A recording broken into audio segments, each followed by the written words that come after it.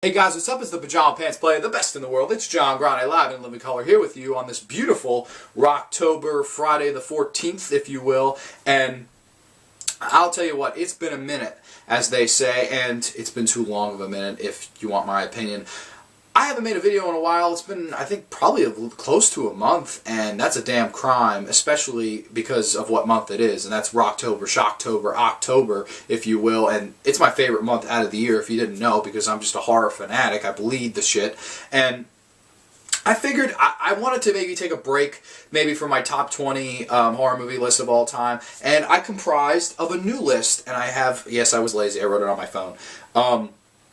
I basically came up with some Halloween horror picks for 2016. These are just ones that I've been watching or I'm going to be set to watch somewhere around, the end of this month or during this month, whatever. These are just ones that really get me into the mood of Halloween and the spirit of Halloween and the traditions and all these things. These things really get me amped up for All Hallows Eve and then leading into Halloween. So without further ado, these are just ones I'm just recommending. I'm sure some of these you've heard of, some of these you haven't. I tried to pick a little bit more obscure ones because, let's face it, I mean, I'm not going to bring up John Carpenter's Halloween. We all know to watch that one around this time. We all know to watch Trick or Treat around this time, etc. Like, we all know the movies that are normally the staples of, October and Halloween, and what ones we should watch and what ones we shouldn't watch. But these are ones that maybe some of you haven't heard of. I mean, there are some on here that I know people have heard of. But I tried to pick a little bit more obscure ones that I really like, ones worth watching, ones enjoyable. So without further ado, I'm going to get into this list. The first one I wrote down Don Coscarelli's Phantasm. I actually had the privilege, pleasure, whatever you want to call it, of devouring some pizza rolls the other night, drinking on a fucking glass of nice ice-cold Coke, watching this fucking movie in a 4K transfer restoration on my television, my fucking 51-inch flat screen. It was just so enjoyable to watch because Don Coscarelli's Phantasm is one of the horror movies that I always watch, and it's honestly for the atmosphere. It's almost like an Argento movie made in America. It really gets, how to be ambiguous, how to not reveal too much, how to scare you without really doing, the normal horror tropes. It's basically about these two brothers, and the oldest brother loses one of his best friends from childhood, and they're both at the funeral, and they basically realize some weird shit going on at the funeral home. And there's this guy played by Angus Grimm, by the way, rest in peace, Angus Grimm. And he plays the funeral owner, and he's just creepy, and he's super tall. They call him the tall man in the movie. And he's kind of the villain. He's one of those boogeymen that horror never really recognized. Like, I don't know if I'd put him on a Freddy, Jason, Michael Myers level, but he's certainly the next step down, whatever that is. I mean, he's a scary-looking fucking guy, and he really adds so much to this movie as the film's antagonist. And it's just a perfect one to watch around Halloween, these two brothers trying to figure out what's going on and their chemistry together and, dream-like sequences. The whole movie almost feels like a dream, and I just love shit like that. If you like drugs, too, I'm sure it would be a very fun time on drugs. I don't do drugs, so I don't really know, but I would assume it would be a really good, drug movie. Just saying. So the next one I have is a John Carpenter film, and it's not the one you're thinking of, and it's not even the second one you're thinking of, or the third one, or etc. It's John Carpenter's The Ward from, I believe, 2013. I didn't write the year down. This is the only one I didn't write of course, but I assume 2013. This one's on Netflix, I believe, for one more day. I was reading that they were taking it off Netflix because nobody was watching it, and I find that to be a crime because I really like this one, and I know a lot of people didn't. It's basically about this girl played by Amber Heard who's super fucking hot, and I love her, and I hate Johnny Depp now because he beat her up, and I'll beat him up, but that's just my WWE persona leaking out. But it's basically about this girl played by Amber Heard, and she basically burns down this house, and then she gets taken away to a mental asylum, and it's basically the whole movie is her in the mental asylum trying to escape and interacting with these other girls, and it takes place in 50s, I guess, 50s, 60s time period, and I just love everything about it, the music in it, the cinematography that Carpenter brings. I mean, he brought so much to the table to a movie that maybe didn't have that much going for it on paper, and he made a movie that maybe would have been lackluster and maybe would have been one of those, what could have been. I think he really rose it to a level where it was wow, he actually made a really good passable horror movie, a newer horror movie that I totally recommend. It's just creepy, it's atmospheric. Carpenter knows how to direct a horror film. I don't care if it's from the 80s or now. I think he just always understood the art, and I think it's one of Carpenter's better movies. Like, it's definitely better than Vampires. I would say it's better than Ghost from Mars or whatever, Invisible Man, Memoirs of the Invisible Man, whatever you want to say.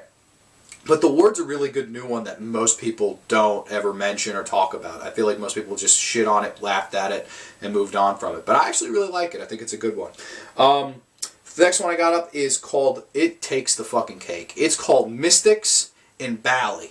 And even diehard horror fans I know have never heard of this one. I mean, I'm sure the diest of diehards, if that's even a word. But it's basically about this woman who goes to Indonesia and she's super into witchcraft. And she's basically asking around, I need to find the greatest witch of them all. Apparently the greatest witch of them all lives in Indonesia. I don't know. These motherfuckers are probably on so much acid. And she goes and she meets the witch and she has super long nails and a super, generic voice. And she's like, yes, I will give you the power as long as you are my servant for a month. And she's like, okay, sure, I'll be your servant. And basically the witch turns her, I'm not kidding, into a flying vampire head, but with no body. All of her internal organs are just hanging out of her neck in correct, order. It's sick. And this flying head with organs flies around, bites people on the neck, fucking murders people, murders pregnant women in the town. I mean, it's fucking bonkers. And then there's this crazy ending, witchcraft battle, terrible computer effects. I mean, Pagemaster, fucking Langoliers computer effects. And it's just hilariously great, bad, shitty, and awful. I mean, I totally recommend you just get a bunch of buddies one night. It's actually on Amazon Prime for free right now. And watch this fucking movie, because it is so out there. But it's a great time. I mean, I watched this one alone one night. I just stumbled across it. My God, was it a great discovery. Mystics in Bali. Watch it. Please watch it and comment down below if you have seen it. I want to talk about it with somebody because it's just so fucking crazy. So, the last movie I have on this list is called Bad Ronald, and it's a TV movie from the 70s. And this one is definitely of less of the supernatural. Of course, actually has no supernatural elements in it. It's basically about this kid, and he's kind of the nerd at school. And he really, really likes this one girl, and one thing leads to another. He ends up accidentally killing her. I mean, they're not the nicest to him, and he accidentally kills her, and the mother finds out about it, and he doesn't know what to do, and he's distraught, and so is she. And she says, I'm going to put you in the walls. And she basically builds him, a room, and he can maneuver around the entire house in the walls. It's like a pathway through the walls. And then basically she's like, you have to stay here till I figure out what the fuck we have to do to get your ass out of this. And the mother actually goes for a complicated surgery and passes away. Now this all happens very early on in the movie. Don't be like, he told me the whole movie. But this happens very early on. And then basically this new family moves into the house, unaware that Bad Ronald is in the fucking walls of the house, and he's acting as a peeping Tom, watching them fuck, watching them, do laundry. And it's so fucking scary. I just love it. It's creepy, it's weird, it's fucking off the fucking cliff. I love Bad Ronald. Really good, underrated TV movie from the 70s that I couldn't recommend any more to you if I fucking tried. So that's it for the movies. I guess I gave you 5 movies. 4 movies. Okay. But I do have one TV show recommendation, and it's an episode of my favorite show of all time, the live-action original Rod Serling's The Twilight Zone. It's an episode entitled Death Ship, and it's from the 4th season. Not too many people talk about this one in a favorable light, and it is, what you say, maybe ambiguous, maybe a little out there, but I'll be honest, I really like this episode. It's basically about these 3 astronauts, and they crash land on a planet, and they find a ship almost identical to theirs, but it's destroyed. And they go on the ship, and they find 3 dead crew members, all identical to themselves.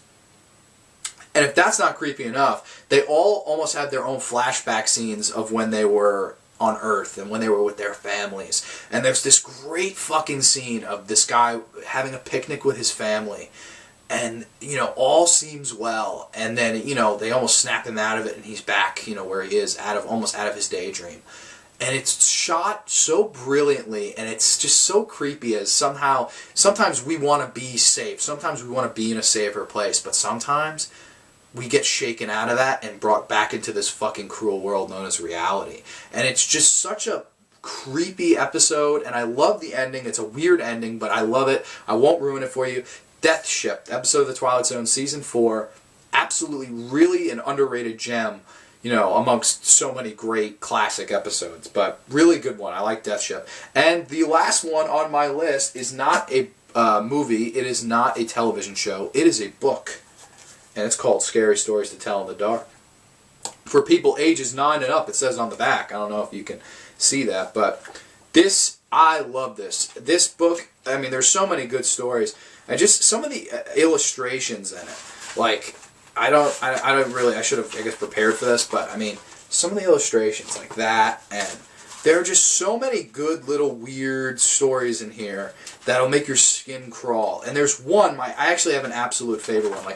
Also, look at that. I remember reading these books when I was maybe 7 or 8, so I wasn't 9 and up yet, and it scared the shit out of me. I mean, these stories would scare the shit out of you.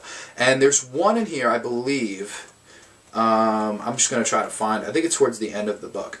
But there's so many, like I said, so many really cool, weird, good ones, but there's none better than this one. This is my favorite story in this book. It's called Wait Till Martin Comes. It is so fucking scary. It gets me every time, man. I don't know what it is. It's like a trance or something. Think about this old man, and he's walking around, and it starts raining, and he just decides to go into this random old creek manor kind of place, and he makes himself a fire, and he falls asleep in the lounge chair, and he starts seeing a cat.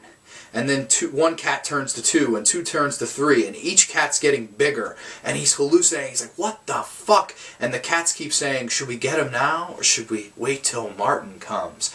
And it is so damn creepy. You can also find, if you can't find this in your local bookstore, on Amazon, I'm sure you can get it for nothing. There's an audiobook on not Facebook. There's an audiobook on YouTube. And it's this guy, and he has the creepiest voice for these cats. I mean, I don't want to do it any shame or embarrass myself by imitating it, but it is great stuff. Really, really recommend Scary Stories to Tell in the Dark. And, I just hope you guys all enjoyed this. Oh, Jesus, I should have added this. Burnt Offerings is another one. It's basically like a haunted house movie from the 70s as well. I didn't get to put that one on the list. I wanted to, though. It's like, whatever. But I forgot it. And I hope you all enjoyed. I hope you all maybe, share your own Halloween traditions, some of your own the movies that you've watched or want to watch or are going to watch, whatever. It's just fun to do these. I just love this month, and I've really enjoyed it so far. I've watched all the ones I've really wanted to, and, we're only halfway through, baby. I'm going to have a whole another 15, 16 days to kind of chill out, do whatever the hell I want, and read some scary stories, watch some horror movies, watch some horror television. It's all there. It's all on, baby, and I'm enjoying it. So that's going to be all for now. I am the Pajama Pants Player. I am John Grande, and I am the best in the world. You've been chilling them, guys. Peace.